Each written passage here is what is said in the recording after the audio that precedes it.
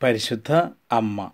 All glory be to the Father, and to the Son, and to the Holy Spirit, as it was in the beginning, is now, and ever shall be, world without end. Amen. സ്നേഹമുള്ള സഹോദരി സഹോദരന്മാരെ, വിശുദ്ധ Luis the Montfort പരിശുദ്ധ അമ്മയെക്കുറിച്ച് മറ്റൊരു കാര്യം വെളിപ്പെടുത്തുന്ന ഇപ്രകാരമാണ്: മറിയം സ്വർഗത്തിൽ മാലാഖമാർക്കും വിശുദ്ധർക്കും ആജ്ഞകൾ നൽകുന്നുവെന്ന്. അഹങ്കാരം കൊണ്ട് അധപതിച്ച വാനവ ദൂതന്മാരുടെ സിംഹാസനങ്ങൾ വിശുദ്ധരെ കൊണ്ട് നിറയ്ക്കുവാനുള്ള അധികാരവും ചുമതലയും തൻ്റെ അഗാധമായ എളിമയ്ക്ക് പ്രതിഫലം എന്നോണം ദൈവം മറിയത്തിന് നൽകിയെന്നാണ് വിശുദ്ധ ലൂയിസ് ദി മോൺഫോർട്ട് പഠിപ്പിക്കുക. വിനീതരെ ഉയർത്തുന്ന അത്യുന്നതൻ്റെ ദിവ്യഹിതം സ്വർഗവും ഭൂമിയും നരകവും നല്ല മനസ്സോടെയോ അല്ലാതെയോ വിനീതമായ മറിയത്തിൻ്റെ ആജ്ഞകളുടെ മുൻപിൽ മുട്ടുകൾ മടക്കണമെന്നാണ്. കാരണം അവിടുന്ന് അവളെ ഭൂസ്വർഗങ്ങളുടെ രാജ്ഞിയും തൻ്റെ സൈന്യങ്ങളുടെ നായികയും അനർഘ നിക്ഷേപങ്ങളുടെ കാവൽക്കാരിയും കൃപാവരങ്ങളുടെ വിതരണക്കാരിയും ദൈവിക അത്ഭുതങ്ങളുടെ പ്രവർത്തകയും മനുഷ്യരാശിയുടെ പുനരുദ്ധാരകയും അവരുടെ മധ്യസ്ഥതയും ദൈവത്തിൻ്റെ ശത്രുക്കളെ സംഹരിക്കുന്നവളും തൻ്റെ മഹത്വത്തിലും വിജയത്തിലും വിശ്വസ്ത സഹകാരിണിയുമാക്കി എന്ന് വിശുദ്ധൻ പറയുന്നു. ശാരീരിക ജനനത്തിന് മാതാപിതാക്കൾ ഉണ്ടായിരിക്കുക എന്നത് പ്രകൃതിയുടെ അലംഘനീയ നിയമമാണ്. അതുപോലെ അതിസ്വാഭാവികമായും ജനനത്തിനും മാതാവും പിതാവും വേണം എന്ന് വിശുദ്ധൻ അനുമാനിക്കുന്നു. ദൈവം പിതാവും മറിയം മാതാവും. തിരഞ്ഞെടുക്കപ്പെട്ട സകല ദൈവമക്കളുടെയും പിതാവ് ദൈവം, മാതാവ് മറിയം. അവൾ മാതാവല്ലാത്തവന് ദൈവം പിതാവല്ല എന്നും വിശുദ്ധ ലൂയിസ് ദി മോൺഫോർട്ട് അഭിപ്രായപ്പെടുന്നുണ്ട്.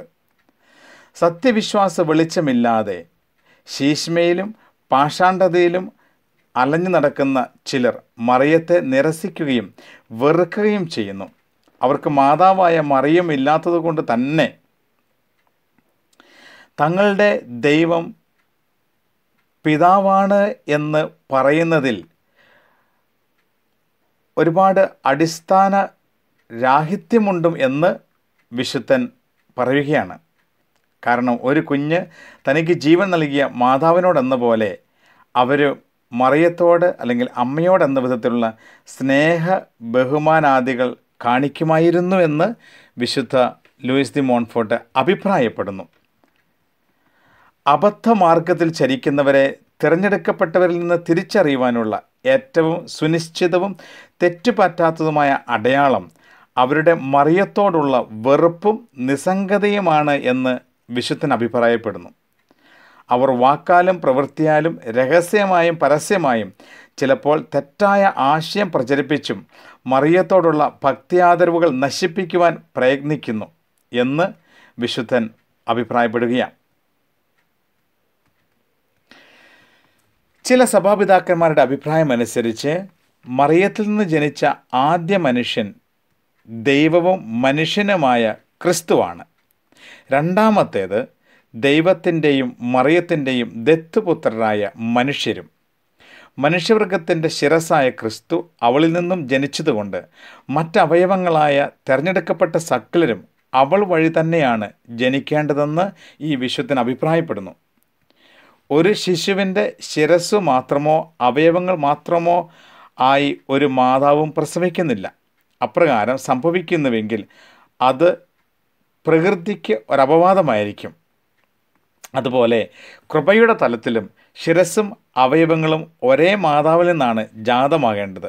ആകയാൽ ശിരസിൻ്റെ അമ്മയായ മറിയം വഴിയല്ലാതെ ജനിക്കുന്ന ഒരുവനും തിരഞ്ഞെടുക്കപ്പെട്ടവനോ ക്രിസ്തുവിൻ്റെ ഭൗതിക ശരീരത്തിൻ്റെ അവയവമോ ആയിരിക്കുകയില്ല.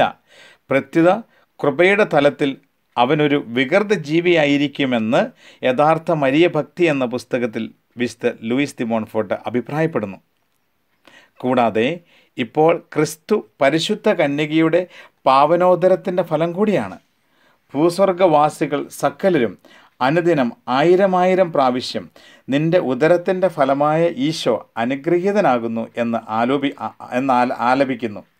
അതിനാൽ തീർച്ചയായും മറിയത്തിൻ്റെ പ്രയത്നവും ഫലവുമായിട്ടാണ് യേശുക്രിസ്തുവിനെ ഓരോ വ്യക്തിക്കും ലഭിക്കുന്നത്. സമഗ്ര ലോകത്തിന് ഇതേ മാർഗത്തിലൂടെ അത്രേ അവിടുത്തെ ലഭിച്ചതും. അതുകൊണ്ട് ആരുടെയെങ്കിലും ഹൃദയത്തിൽ യേശുക്രിസ്തു രൂപപ്പെട്ടിട്ടുണ്ടെങ്കിൽ അവർക്ക് ധൈര്യമായി പറയാം, എന്നിൽ വസിക്കുന്ന ക്രിസ്തു നിന്റെ പ്രവർത്തന ഫലമാണ്. നിന്നെ കൂടാതെ ഞങ്ങൾക്ക് ക്രിസ്തുവിനെ ഒരിക്കലും ലഭിക്കുമായിരുന്നില്ല. പരിശുദ്ധ മറിയമേ, അങ്ങേക്ക് നന്ദി എന്ന് വിശുദ്ധ പൗലോസ്ലീഹ ഗലാത്യക്കാർക്ക് എഴുതിയ ലേഖനത്തിൽ തന്നെപ്പറ്റി പറഞ്ഞവ മറിയത്തിന് നമ്മെപ്പറ്റി കൂടുതൽ ന്യായപൂർവ്വം പറയാം. തൻ്റെ സുതനായ ക്രിസ്തു ദൈവസുതരിൽ പൂർണ്ണമായി രൂപം കൊള്ളുന്നതുവരെ അവരെക്കുറിച്ച് ഞാൻ പ്രസവവേദന അനുഭവിക്കുന്നുവെന്ന് ഗലാത്യക്കാർക്ക് എഴുതിയ ലേഖനത്തിൽ വിശുദ്ധ പൗലോസ്ലീഹ അഭിപ്രായപ്പെടുന്നത് മറിയത്തിന് വളരെ അർത്ഥവത്തായി തന്നെക്കുറിച്ച് പറയാൻ സാധിക്കുമെന്നും വിശുദ്ധൻ അഭിപ്രായപ്പെടുകയാണ്. വിശുദ്ധ അഗസ്തീനോസ് ഒരു പടി കൂടി കടന്ന് ഇപ്രകാരം അഭിപ്രായപ്പെടുന്നു: തെരഞ്ഞെടുക്കപ്പെട്ടവർ മനുഷ്യപുത്രനോട് അനുരൂപരാകേണ്ടതിന് ഈ ലോകത്തിലായിരിക്കുമ്പോൾ അവർ മറിയത്തിൻ്റെ ഉദരത്തിൽ സൂക്ഷിക്കപ്പെടുന്നു. അവർ സംരക്ഷണവും സഹായവും പോഷണവും ഈ നല്ല മാതാവിൽ നിന്ന് സ്വീകരിച്ച് അവിടെ വളരുന്നു.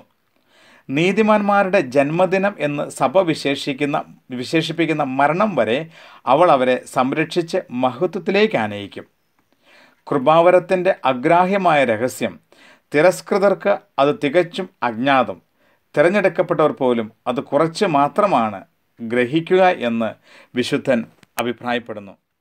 സ്നേഹമുള്ള സഹോദരങ്ങളെ, ദൈവസന്നിധിയിൽ ഇത്രമാത്രം പ്രീതിയുള്ള പരിശുദ്ധ കന്യകാമറിയം നമ്മളെ ഓരോരുത്തരെയും എന്നും ദൈവത്തിന് സമർപ്പിക്കുകയും ദൈവത്തോട് കൂടെ ജീവിക്കുവാൻ സഹായിക്കുകയും ചെയ്യട്ടെ. God bless you all.